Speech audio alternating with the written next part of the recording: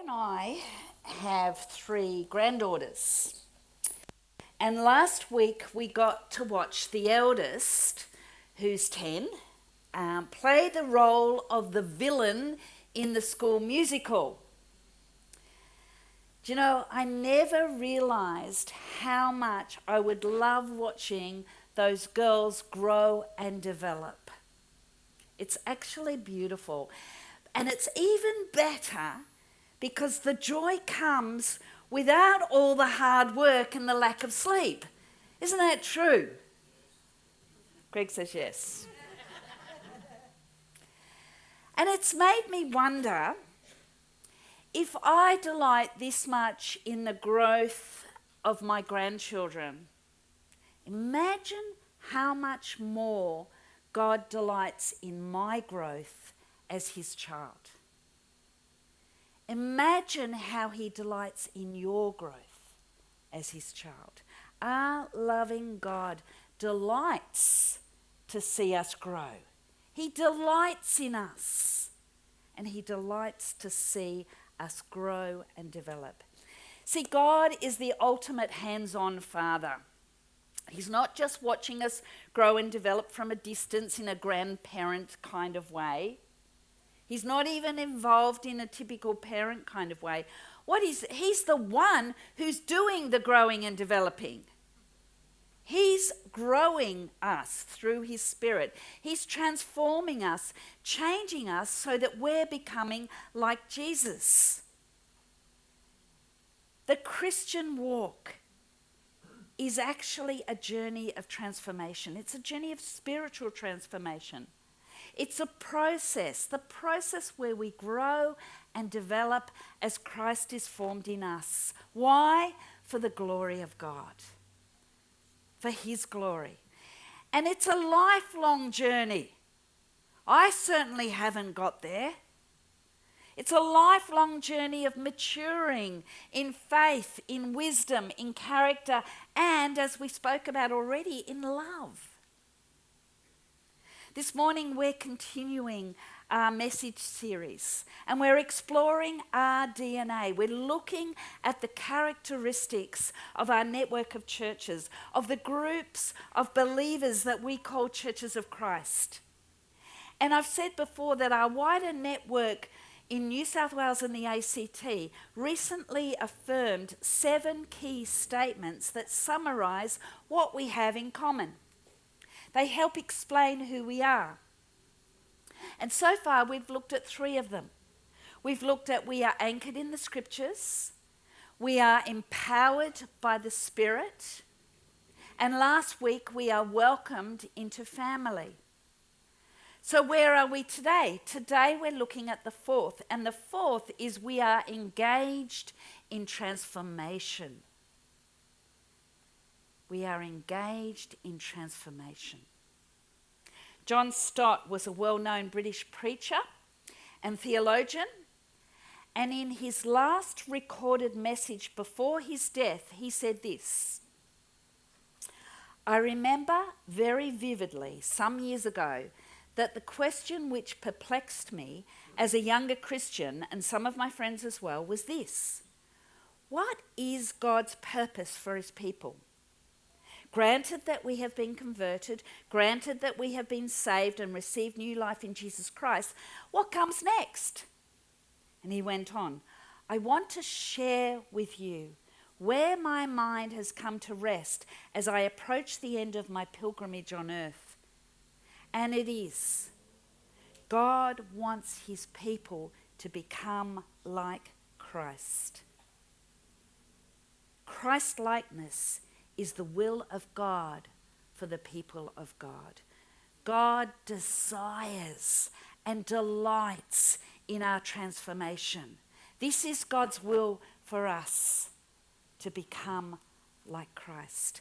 Now, it's understandable that to think that being engaged in transformation of Christians means that we work at improving ourselves or our behaviour so we appear more Christ-like. But the biblical meaning of transformation has nothing to do with self-improvement. It's actually about change from the inside out that only God can do through his Spirit. Only God can do through his Spirit. God has given us his Holy Spirit. He lives within those who've said yes to Jesus' call to follow him. If you have, you are, as I am, a carrier of the presence of God. And his Spirit wants to change us, wants to change you and I from within. So our role then is to cultivate ways that open us up to the work of the Spirit, to engage in transformation. The ethos statement says this: we cultivate spiritual practices that awaken us to the presence of Jesus, who transforms us by his Spirit into his likeness. We are invited into this formational process for the glory of God, the blessing of others, and the abundance of our own lives. We navigate life's experiences of suffering and joy together through the sharing of story, affirmation, and communion. The Christian walk is a journey of change, of transformation. It's the process where we grow and develop as Christ is formed in us for the glory of God. But that doesn't mean we just sit back and let it all happen. Our transformation is not a passive thing. It's an ongoing action that we actually engage in. We have a role to play. Truth is, Jesus never asked his followers to just believe something. He wanted them to become something. Jesus never asked us to just believe something. He wanted us to become something. In other words, Christianity isn't an ideology. It's a lifestyle. It's a lifestyle. In about AD 57, Paul wrote a letter to the group of Christians living in Rome. Now, there were at least 5 house churches in the city at that time, and in his letter, he explained what this lifestyle looks like. Romans chapter 12, verses 1 to 2, and it's been read from the NLT, but I'm going to read this from the Message paraphrase. Verse 1. So here's what I want you to do.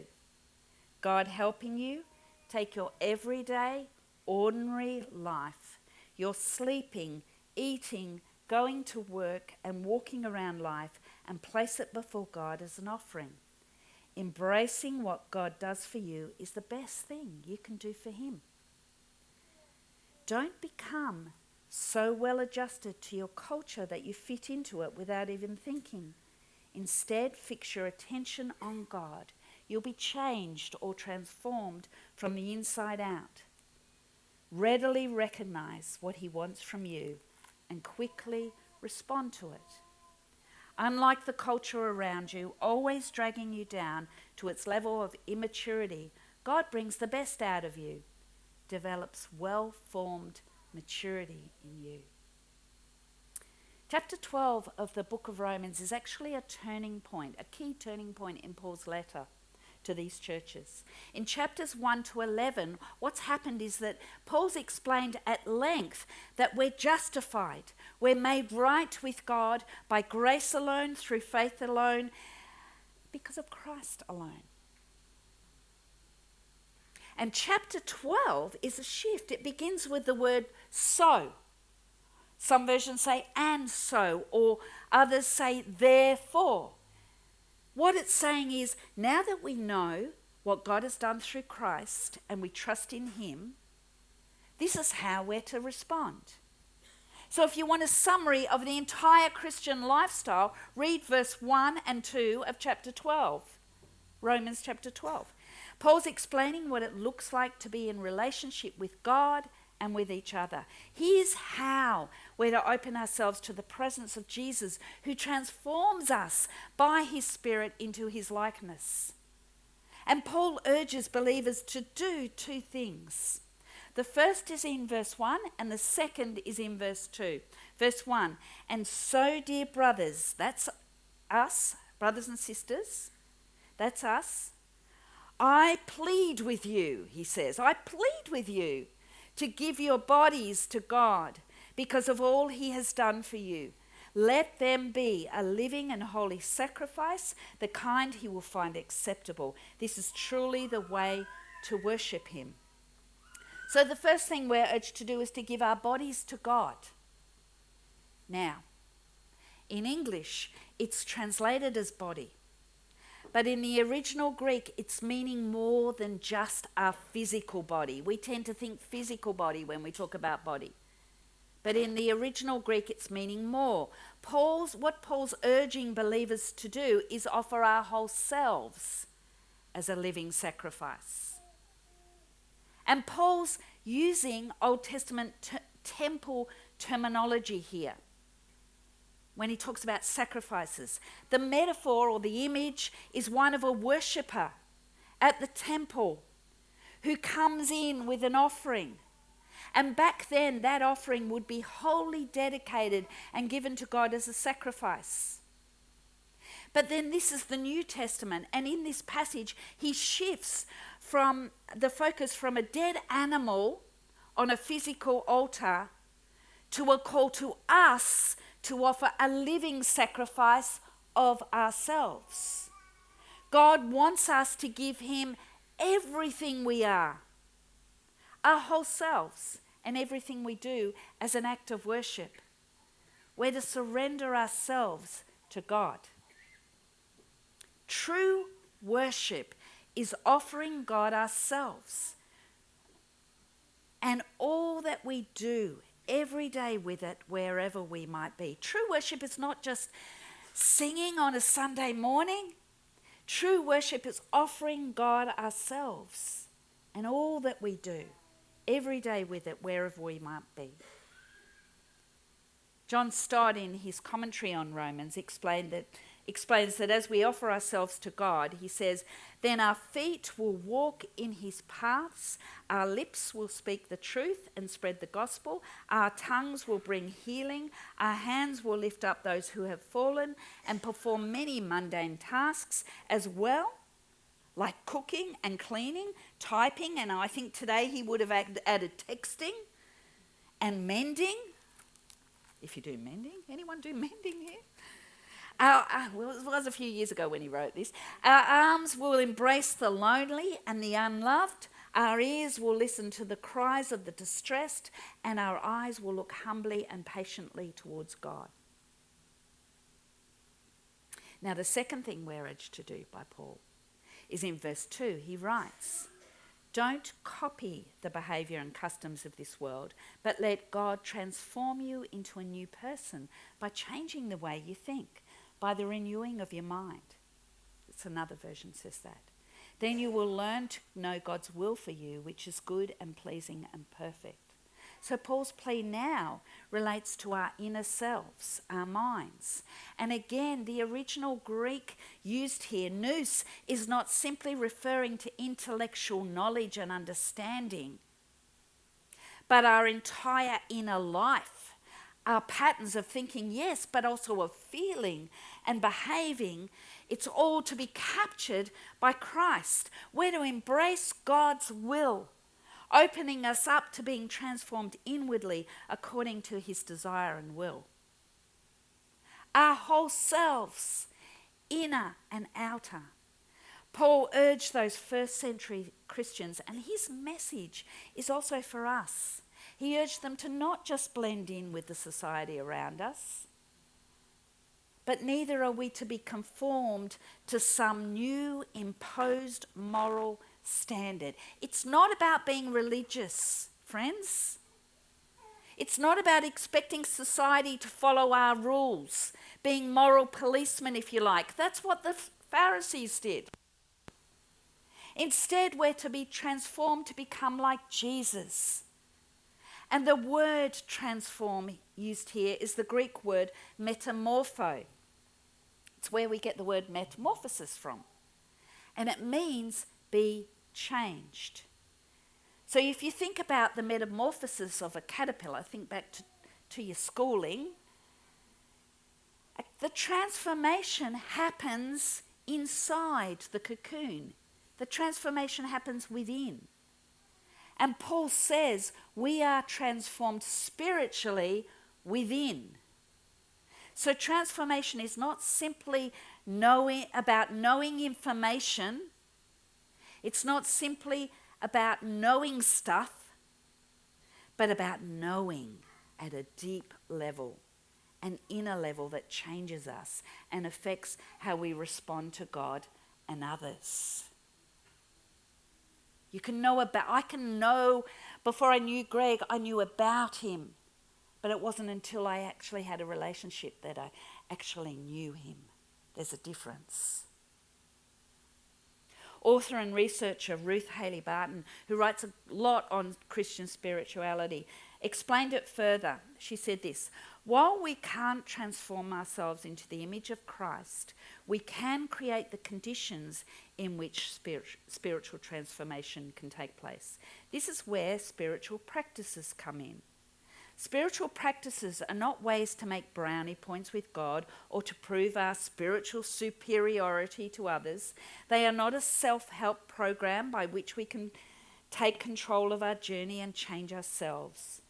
Rather, spiritual disciplines are concrete activities that we engage in order to make ourselves available for the work that only God can do. This is what Paul's referring to in Romans 12, verse 1. That we can intentionally cultivate or create the conditions for inner transformation by engaging practices that awaken us to the presence of Jesus at work in our lives. Dutch priest and professor Henry Nguyen saw the disciplines or practices as a means, as he said, to create space to meet with God that you otherwise had not planned on.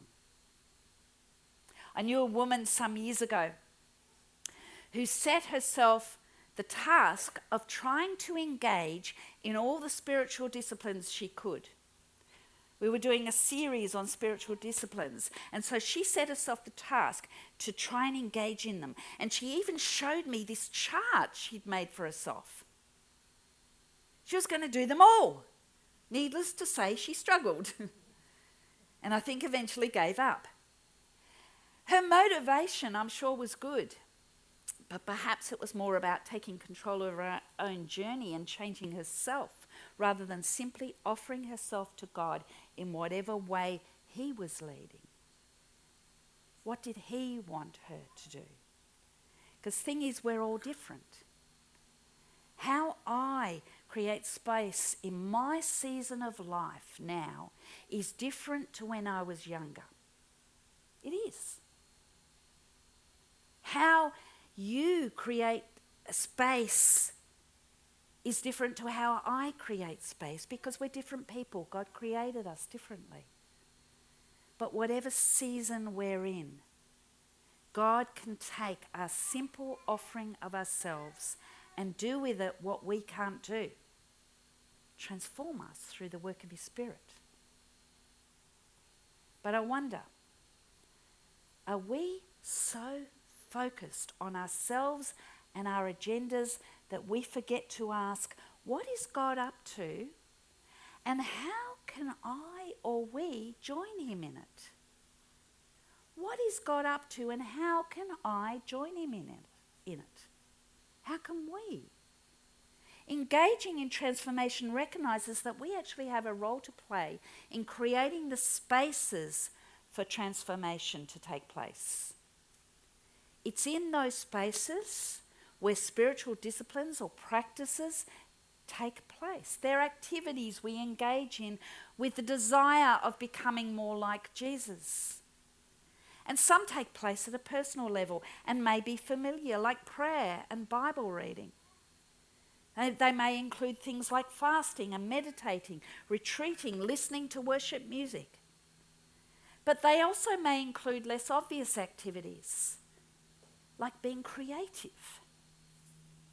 Creativity is a part of who we are as image bearers of the Creator. So what would happen if we viewed our creative pursuits and activities as a way for our soul to connect to the God who made us? What would happen? There's a guy called Makoto Fujimura, and he's an artist that I heard about a while back. And what he does with his art is he intentionally seeks to honour and glorify God as he paints. And he views his creative process as a spiritual discipline. And what he says is that as he listens to the voice of God, the Creator, through his materials, he is drawn into prayer as he works. Isn't that beautiful? Now, I'm not saying we all need to be painters or crafters or anything. You know, I'm none of those things, let me tell you. But I am creative because I'm made in the image of the Creator. All of us. You might be sitting there thinking, I'm not creative. Seriously, Colette, I'm not. All of us are creative. What are the things that you love, that you find joy in? Creating spaces can look different for each one of us. Perhaps ask yourself, what creative activities or what activities do I enjoy? What do I find joy in? And then can I see them as a way to connect with the God who made me? Maybe look at things differently. When you're under that car fixing it, how can I see this as a way of connecting with the God who made me? Engaging in transformation requires us to create spaces. And it may not be the way we've always thought. In our quiet times or whatever, our personal spaces. What about our whole selves? But engaging in transformation also takes place in community with others. It includes corporate prayer. It includes worship, music, teaching, communion and hospitality. And serving together. I see this happening here every single week. Serving others together creates space for transformation to happen. You may not even realize that as you participate in the life of this church, God is growing you. You may not even realize it. And still others take place beyond the community, such as mission or compassion, care, working for justice, seeking reconciliation, peacemaking. When Paul appealed to the Christians in Rome to offer your bodies to God as a living sacrifice, he was simply talking about finding ways to surrender to God in every aspect of life. In every aspect of life. Not just our Sunday lives. I was going to say Sunday lives. In every aspect of our lives. Living for him rather than self. And it's important to recognize that Paul's teaching on spiritual transformation in Romans 12, and he also talks about it in other epistles, is always, when he writes about it, is always given in the context of community. The body of Christ with its many members. We're to live not primarily for our own benefit or to make us feel, but so that we can be agents of grace for one another, so that we can build up the body of which we're a part. So how are you helping your brothers and sisters to grow? How are you helping someone else to grow? The writer of the Old Testament book of Proverbs 27 verse 17 wrote this, "As iron sharpens iron, so one person sharpens the other." Such true words. We sharpen one another. You sharpen me. Hopefully I can sharpen you. Professor and author Robert Mulholland writes pretty bluntly. He says this, "We can no more be conformed to the image of Christ outside corporate spirituality," that's living together than a coal can continue to burn outside of the fire. We need each other in order to grow. I need you. And more than just what Anne said earlier in the announcements with the lettuces, I need you in order to grow. We need each other. So I wonder, what is God up to and how can you and I join him in it? We have a role to play in creating the spaces for transformation to take place. And as we engage, we participate in God's mysterious work of transformation in our lives and in the lives of others through the work of his Spirit. William Temple served as the Archbishop of Canterbury in the 1940s. Using all these people that had lived a long time ago. He used to illustrate this very point from Shakespeare. He said this: "It is no good giving me a play like Hamlet or King Lear and telling me to write a play like that. Shakespeare could do it, I can't. And it's no good showing me a life like the life of Jesus and telling me to live a life like that. Jesus could do it, I can't." But, he goes on, "If the genius of Shakespeare could come and live in me, then I could write plays like this. And if the Spirit could come into me, then I could live a life like his." How true is that? We have the Spirit indwelling us. We can live a life like his. We are engaged in transformation. If you're a follower of Jesus like me, you're on a lifelong journey of growing up. I've got a long way to go. I'm still growing up spiritually, of maturing in faith, wisdom, and character. Yes, God's doing the growing. He's transforming us by his Spirit at work within us. And you know what? He delights to see us grow. But it doesn't happen without our engagement. Our role is to give of our whole selves, to surrender in every aspect of our lives. So I wonder, are there areas of our lives, of my life, that I haven't yet surrendered to him? Truth is, we all hold things back from God. I do. Maybe it's our time. Maybe it's our daily routines. Maybe it's our dreams or our future plans. Perhaps it's our careers or our finances or our relationships, or perhaps it's our thought life. What goes on? Our private habits, our hurts, our pride. Romans 12, 1-2 calls all of us to give as a daily offering our whole lives to God. Are there areas of my life that I have not yet surrendered to God? So here's what he wants us to do. God helping us take our everyday, ordinary life, our sleeping, our eating, our going to work and walking around life, and place it before God as an offering. Embracing what God does for us is the best thing you and I can do for him.